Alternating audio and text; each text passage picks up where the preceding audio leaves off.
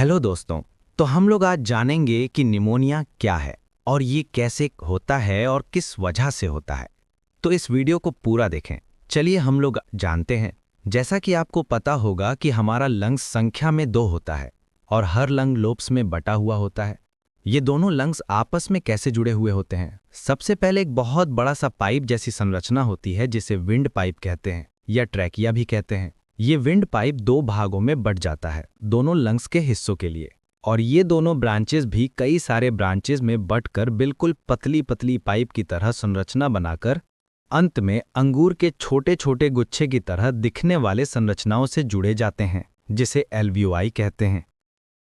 ये एल्वियोलाई के चारों ओर ब्लड कैपिलरी जुड़ी हुई होती है। जब हम सांस लेते हैं तो एल्वियोलाई के थ्रू ऑक्सीजन ब्लड में जाके मिल जाता है और ब्लड से CO2 एल्वियोलाई के थ्रू नाक से बाहर निकल जाता है। देखिए, ये एल्वियोलाई बहुत ही ज्यादा इंपॉर्टेंट होता है। ये एल्वियोलाई ही दरअसल ऑक्सीजन को ब्लड तक पहुंचाने का काम करता है।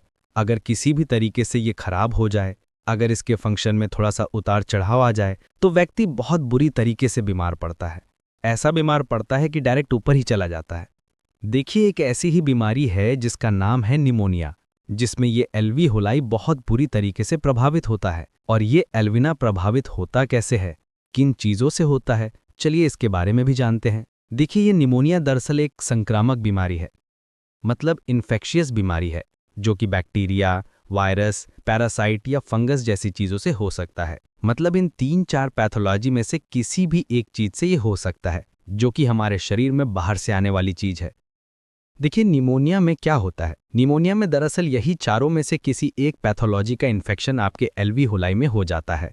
और जब इन्फेक्शन हुआ, यहाँ इम्यून सिस्टम अपना काम करना शुरू कर देता है। यहाँ बहुत ज़्यादा इन्फ्लामेशन हो जाता है। ऐसे ऐसे केमिकल रिलीज होने लगते हैं इम्यून सिस्टम के द्वारा कि यहाँ पर एल्वियोलाई के अंदर जहाँ पर सांस का आना जाना होता है, ऑक्सीजन और कार्बन डाइऑक्साइड का एक्सचेंज होता है, वहाँ पर फ्लूइड का एक्यूमल हो जाता है, मतलब पानी जमा हो जाता है वहाँ पर एल्वियोलाई में किसी भी प्रकार का इन्फेक्शन तभी हो सकता है जब आपका इम्यून कमजोर हो गया हो।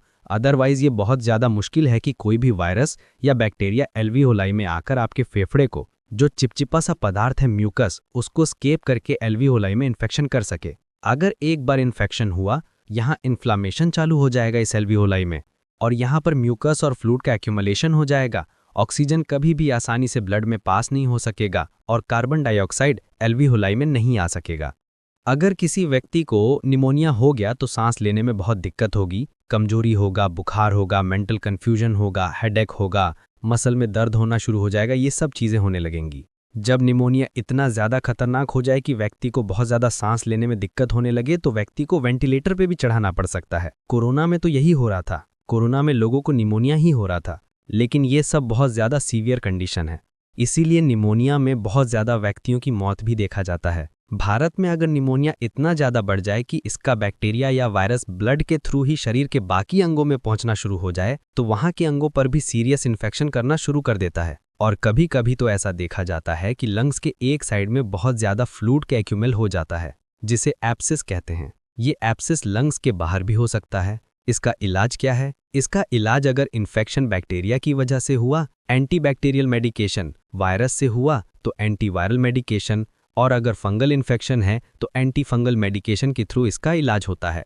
आराम करना, फ्लूइड का इंटेक लेना और अपने डॉक्टर की सलाह को मानना, बस इतना करके आप इसका इलाज बहुत ही आसानी से कर सकते हैं। उम्मीद करता हूं कि आप ये बात बहुत ही आसान से आसान शब्दों में समझ गए होंगे। तो अपना कमेंट ज़रूर करें और अपने दोस्तों को शेयर ज़रूर करें। धन्यवाद।